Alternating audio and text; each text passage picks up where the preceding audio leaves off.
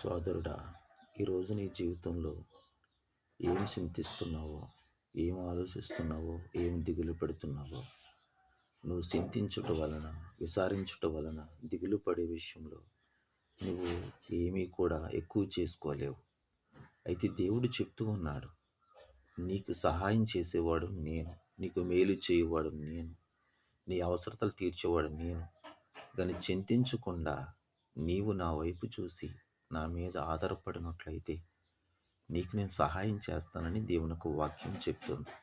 గనుక ఏమి తిందుమా, ఏమి త్రాగుదుమా, ఏమి ధరించుకుందుమని నీ ప్రాణమును గురించైనను, నీ దేహమును గురించైనను ఆలోచించక నువ్వు దేవుని యొక్క మార్గంలో నడిచి, దేవుని వైపు చూసి, దేవుని అడిగి, దేవుని యొక్క సహాయాన్ని నువ్వు పొందుకున్నప్పుడు నీ చింతలన్నీ తొలగిపోతాయి. నీ చింత తీర్చేవాడు దేవుడు కనుక యేసయ్య మార్గములో నువ్వు నడిచి